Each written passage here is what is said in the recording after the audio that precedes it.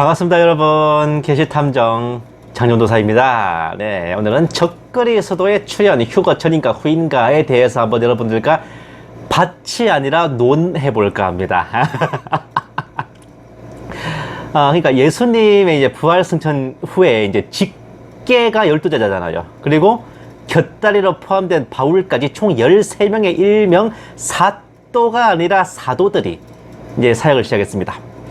이제는 각지로 흩어져 전도하고 이적을 행하고 교회를 개척하고 더러는 신약 성경을 이루는 말씀을 기록하며 날라댕겼는데, 구원과 복음에 대해서는 로마서로 대표되는 사도 바울을 제1로 치는 경우가 많고, 종말과 재림에 대해서는 계시록으로 대표되는 사도 요한을 제1로 치는 경우가 많습니다. 그런데 굉장히 의외의 사실은 비록 요한계시록을 통해 휴거 이후 대환란의 양상과 예수님의 지상 재림 및 천년왕국 새 예루살렘까지 마지막 때 거대한 대예언을 해낸 사람은 사도 요한이지만, 아직 환란이 시작되지 않은 평시를 살아가는 성도들에게 뭔가 실무적인 경점과 지표를 제공해 준 사람은 사도 바울이라는 겁니다. 굳이 표현하면 사도 요한은 그때가 되면 이러이러한 일이 벌어진다는 것을 설명했고, 사도 바울은 이러한 일이 벌어지면 그때가 시작된다는 것을 설명한 겁니다. 사도 바울이 교회 시대를 살아가며 마지막 때를 기다리는 우리 모두에게 가장 강력한 표대를 하나 세워주었으니, 그것은 바로 그날은 멸망의 아들이 드러나기 전에는 오지 않는다라는 겁니다. 자, 아무도 어떤 모양으로든지 너희를 미혹하지 못하게 하라. 이는 먼저 배도하는 일이 이르지 않고 또 그 죄의 사람 곧 멸망의 아들이 나타나지 않고서는 그날이 오지 아니함이라. 데살로니가후서 2장 3절 말씀. 그는 대적하는 자며 또 하나님이라고 불리는 모든 것과 숭배받는 대상 위에 자신을 높여 하나님의 성전에 앉아 하나님처럼 자신을 보여 자신을 하나님이라고 하느니라. 데살로니가후서 2장 4절 말씀. 불법의 신비가 이미 활동하고 있나니 현재는 막는 자가 있어 막을 것이나 그가 그 길에서 옮겨질 때까지만 그리하리라. 데살로니가후서 2장 7절 말씀. 다만 혼란스러운 것은 앞에서는 멸망의 아들이 나타나지 않고는 그날이 오지 않는다고 했는데, 뒤에서는 막는 자가 옮겨지면 나타난다는 식으로 적고 있으니, 과연 멸망의 아들 적그리스도가 나타나는 게 휴거 이전인가 이후인가, 요게 좀 아리까리하죠. 오늘은 여기에 대해서 얘기를 나눠볼까 합니다. 교보제가 없으면 허전하니 오늘도 모셔보겠습니다. 나와주세요. 까이로스. 순간 까르로스라고 읽어봐야네. 자, 성경에서 종말에 대한 해석을 할 때 주의할 점, 이방인 교회에 주신 말씀인지 유대인에 대한 것인지 구분하고, 신약에서는 교회와 성전도 구분하는데 눈여겨봐야 한다. 짐승 단수인지 복수인 거짓 그리스도들인지도 파악해야 한다. 근데 참 여기서 뭐 같은 소리 한번 하시죠? 항상 강조하지만 성경 또는 계시록에 대한 해석을 함에 있어 요청드리는 것은 다른 분의 해석과 주석을 존중하라는 것이다. 본인의 해석도 올바른 해석인지 모르는 상태에서 남을 판단하고 비방하는 것은 주제 넘는 일이다. 교회가 계시록을 몰려들고 조장하는 일이며 이단들의 전유물이 되려고 만드는 그릇된 행위다. 뭐 나 들으라고 한 소리 같네. 근데요, 그렇게 뭐 다 존중하려면은 그 배도 멸망 구원의 신천지 계시록 실상도 존중해라, 이 양반아. 개나발 불고 앉았네. 자, 어쨌든 사도 요한은 적그리스도 단어를 사용했는데, 이는 7년 환란의 짐승보다는 당시 교회를 어지럽힌 이단, 지금은 마지막 때라 적그리스도가 오리라는 말을 너희가 들은 것과 같이 지금도 많은 적그리스도가 일어났으니, 영지주의자들, 에비온주의자들, 예수님의 신성을 부인하고 그리스도를 반대하는 자들. 그러나 우리는 편의상 적그리스도를 짐승과 동일시하여 사용한다. 라고 말하고 있죠. 물론 사도 요한은 많은 적그리스도들이란 표현으로 초대교회 당시 설치되던 영지주의자들 및 이단들을 경계하긴 했지만, 엄밀히 따지면 그 복수의 적그리스도들, 거짓 그리스도들은 본체인 적그리스도의 속성을 나누어 받은 졸개들로서 본체가 되는 1인 적그리스도는 따로 존재했습니다. 그게 바로 짐승이죠. 혹자는 짐승과 적그리스도를 별개의 존재로 보기로 했습니다. 카이로스 당신. 다만 학자들이 계시록에 나오는 짐승에게 적그리스도라는 호칭을 붙인 것은 단순 편의상의 명칭이 아니라 그 짐승이 자신을 하나님이라 하고 그리스도를 가장하여 등장한 자이기 때문입니다. 적그리스도로 표기되는 안티크라이스트는 그리스도의 적이라는 의미와 함께 그리스도를 대체하려는 자라는 의미가 있습니다. 이런 이유로 짐승을 적그리스도라 칭한 거지 편의상은 개뿔. 자, 봅시다. 바울이 언급한 불법의 사람은 계시록의 짐승을 가리키는 것일까? 이에 대한 주석가들의 해석. 자, 보시면은 로마 가톨릭의 교황으로 보는 시각도 있고, 국내외를 막론하고 출연하는 거짓 그리스도, 이단 사이비들로 보는 시각도 있고, 하지만 정설은 휴거 이전에 그 짐승이 먼저 출연하는 것으로 봤다고 합니다. 근데 여기에서 카이로스 블로거는 휴거 전에 짐승이 나타나면 멸망에 가정한 것이 서는 것도 휴거 이전에 벌어져야 하는데 휴거와 성전이 무관하기 때문에 이것은 유대인들에게 해당하는 것이다 라고 주장하고 있죠. 또 여섯째 인과 마태복음 24장에도 적그리스도가 등장하지 않는다고 합니다만 이 대목은 좀 반증이 필요합니다. 계시록을 읽어보면 아시겠지만 적그리스도는 대뜸 나오자마자 패권을 쥐고 천하를 호령하기는 개뿔이고, 대환란이 시작된 후 전 3년 반은 적그리스도가 아닌 두 증인의 천하입니다. 두 증인이 영적으로는 소돔이라 하고 이집트라고도 하는 예루살렘에서 판표고 앉아있는 동안 적그리스도는 끽소리 못하다가 전 3년 반이 끝나고서야 두 증인을 죽이고 제대로 본색을 드러내는 겁니다. 그러니 적그리스도가 휴거 이전에 나온다 해도 멸망에 가정한 것을 세우는 것은 얼마든지 후 3년 반 초입이 될 수 있습니다. 계시록을 안 읽어보고 대충 풀면 이런 것도 이해가 안 되는 거죠. 여섯째 인에서 적그리스도가 나오지 않는 이유도 첫 번째 인에서 나온 흰말 탄재가 그리스도를 가장한 적그리스도이기 때문이고, 마태복음 24장은 적그리스도가 등장하지 않는 게 아니라 적그리스도의 천하인 후 3년 반 어간을 설명하고 있습니다. 본 계시탐정이 마태복음 24장 각 절이 의미하는 대환란 내용을 짚어드릴 테니 꼭 한번 성경을 펴서 읽어보시기 바랍니다. 제가 이거 다 읽어드리려면 너무 오래 걸려서 제가 몇 장 몇 절인지만 짚어드릴게요. 꼭 읽어보세요, 진짜. 예? 자, 마태복음 24장 4, 5, 6절. 이것은 평시입니다. 휴거 이전의 상황. 7, 8절. 이것은 고가 마국 전쟁 및 전 3년 반을 요약한 거예요.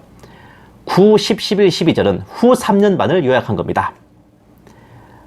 그리고 15절에서 21절까지 이것은 후 3년 반의 시작 대목입니다. 23절에서 26절까지는 광야와 밀실로 도피한 유대인들에 대한 미혹입니다. 이거 그냥 창궐하는 이단 사이비들 말하는 게 아닙니다. 예? 적그리스도와 거짓 선지자가 자신들의 모조품을 만들어서 유대인들이 은거한 지역으로 투입한 뒤 마치 그리스도께서 재림하신 것처럼 속여서 유대인들을 숨어있는 곳에서 나오도록 한 뒤 일망타진하려는 고퀄리티 보이스피싱 수법입니다. 그리고 27절에서 31절 이것은 지상재림. 자, 여기까지 정리 다 되셨죠? 그러면 보세요. 유대인들에게 해당한다는 견해. 계시록에서는 이방인의 교회와 유대인의 성전을 구별하게 놓한다. 성전에 가증한 우상을 세운 것은 유대인에게 해당하는 의미로 해석한다. 그러므로 일곱째 나팔에 유대인의 휴거가 일어난다면 유대인들은 짐승의 출현을 볼 수 있다는 의미, 반면 이방 교회는 짐승의 출현을 볼 수 있을지 분명하지 않다. 그 증거. 그러므로 너희가 선지자 다니엘이 말한 바 블라블라블라. 그때의 유대에 있는 자들은 산으로 도망할지어다. 짐승의 우상이 성전의 교회가 아니다. 성전에 세워지는 것을 보거든 유대에 있는 자들을 도망가라 하셨다. 교회에게 도망가라 하신 말씀이 아니다.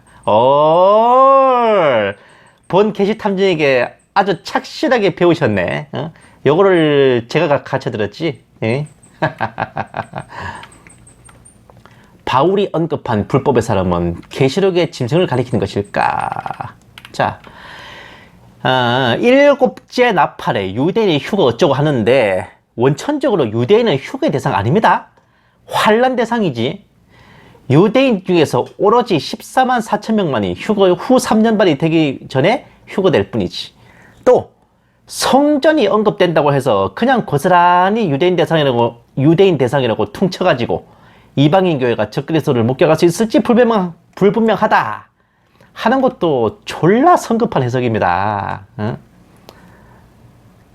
보세요. 바울이 진술한 불법의 사람은 짐승을 가리킨 것으로 봐야 한다. 하지만 휴가의 타임라인에서 교회의 휴가와 관련된 것으로 볼 수 없으며 오히려 유대인의 타임라인에 해당하는 것으로 본다. 그리스도께서 강림하여 짐승을 죽이는 일은 아마겟돈 전쟁, 이는 7년 환란이 끝나는 시점이다. 죽이진 않지. 예? 그냥 산채로 불못에 넣지. 이것도 안 읽어봤다 진짜. 아이고, 말씀을 알아야 뭐 얘기가 되지. 자, 사도 바울께서 언급하신 멸망의 아들을 짐승이라 해석한 것까지는 어차피 이게 원래 정설이니까 동의한다 그래도요, 짐승의 출현이 휴거와는 무관하고 유대인의 타임라인에만 해당하는 내용이라는 거, 이거 어불성설입니다. 왜냐하면 애초에 그 말씀을 하신 이유 자체가 휴거가 가깝다고 세월도 팽개치고 밀실에 모여서 부흥 집회나 하고 노닥거리던 교회 성도들을 정신 차리게 하시려는 목적이거든요. 휴거 기다리는 사람들을 정신 차리라고 하신 말씀인데, 휴거의 타임라인과 무관한 내용이라면 이게 말이 되는 겁니까? 당연히 사도 바울은 휴거의 타임라인으로서 적그리스도의 출현을 설명한 겁니다. 물론 적그리스도는 후 3년 만에 제대로 리미터 해제되어 풀 옵션으로 본색을 드러내어 두 증인을 죽이고 성전을 점령하고는 떡하니 판표가 앉아갖고 지가 하나님이라고 개드립 치고 미리 준비해놓은 자신의 우상을 성전에다 세울 겁니다. 흉측한 것이, 가증한 것이 날개를 의지하여 선다고, 멸망에 가증한 것이 서지 못할 것에 선다고. 헌데 이 모든 것은 단 하루면 충분한 스토리잖아요. 짐승의 성전 점령과 우상 건립은 동시간대에 벌어질 일입니다. 그러나 본색이 드러나 궐기하는 것과 단순히 모습을 드러내는 것은 같은 계좌가 아닙니다. 적그리스도는 후 3년판 내지 휴거 직후에 하늘에서 뚝 떨어져 세상을 지배하는 존재가 아니라 지금도 이미 일국의 중견 정치인 내지 국가 원수급 지도자로서 실력 발휘를 하고 있는 자입니다. 지금은 티가 나지 않더라도 휴거가 임박해올 시점에 그는 두각을 드러낼 것이고, 원래 태풍 불기 전에 가랑비 정도는 내려오잖아요. 휴거되는 성도들은 초놈이 적그리스도구나 하는 순간에 들림받게 될 거라니까. 그것이 바로 멸망의 아들이 드러나지 않고는 그날이 임하지 않는다라는 말씀의 의미입니다.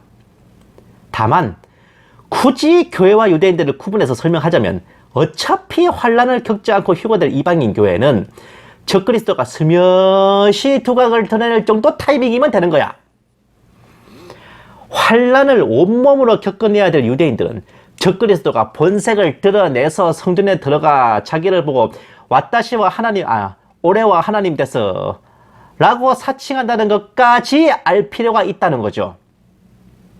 이 차이를 아시겠어요? 어쩌면 사도 바울은 교회와 유대인 모두를 다 고려해서 이 말씀을 하신 걸지도 몰라요. 다만 본 계시탐정은 이 시점에서 사도 바울의 위대함을 다시 한번 깨달았습니다. 살아 생전에 복음을 전하고 교회를 개최하고 순교의 길을 걸었지, 신약 성경의 태반을 기록함으로써 이후 교회 시대 전체를 인도할 구원과 복음의 정수를 제시하여 준 것도 모자라 바울 자신의 때로부터 향후 2000년간 시한부 종말론을 원천차단하는 엄청난 백신을 미리 접종해 준 겁니다. 왜냐고요? 이방인 교회를 향해서는 멸망의 아들이 나타나기 전까지는 그날, 즉 휴거가 오지 않으니 때와 시를 멋대로 찍어서 경거망동하지 마라는 경고를 하셨죠. 이스라엘 유대인들에게는 성전이 건립되고 그 성전에 적그리스도가 들어가서 자신을 하나님이라 사칭하는 사건이 일어나기 전까지는 함부로 종말 드립치면서 경거망동하지 마라고 경고했죠. 데살로니가 후서 2장 3, 4절은 지필당대로부터 향후 2000년에 걸친 교회 시대 전체를 커버하는 시한부 백신이었습니다. 시한부 종말론에 대한 백신이었어요. 사도 바울은요, 그야말로 엄청난 AS를 다 해주고 가신 겁니다. 하나님께서 괜히 사도 바울을 사도들 중 으뜸의 공로를 달성하도록 들어 쓰신 게 아니에요. 이분의 업적은 땅에 넘치고 하늘을 덮기에 충분한 공로입니다. 본 계시탐정의 경험에서 나온 거긴 하지만요, 일반 교계 사역자나 마라나타 사역자나 사도 바울 우습게 알고 까는 것들 치고 제가 정상적인 사역자 못 봤습니다. 내가 그리스도인이라 하면서 사도 바울을 매도하는 자들은 지가 그리스도인 맞는지 한번 잘 생각해 봐야 돼요. 그리고 보세요. 이거 진짜 어처구니없는 소리인데 이거 카이로스 블로거한테 댓글 단 내용입니다. 저는 예전부터 사람이 만든 신학 교파 교리가 성경과 동일선상 그 위에 있는 게 이해가 안 갔습니다. 야우슈아보다 그러니까 뭐 나 이 진짜 이 종간난 새끼 이거 진짜 그냥 여호와 예수라 그래. 뭐 야후슈아 이지라고 자빠졌어 정말. 목사를, 권사를, 장로를 뭐라 산다 이거. 성경 중심으로 우리는 돌아가고 회개해야 합니다. 자, 사람이 만들었다 운운하는 그 신학과 교리가 바로 성경 말씀을 알기 쉽게 풀어서 설명하기 위한 겁니다. 성경을 빙자하여 미혹하는 이단 사이비들을 대처하기 위한 거죠. 신학과 교리 우습게 알고 성경 운운하는 자들의 수준을 날이 갈수록 무삭제 감독판 블루레이로 보고 있으니 본 게시탐정은 그저 참 안타까울 뿐입니다. 감사합니다. 게시탐정 장전도사였습니다.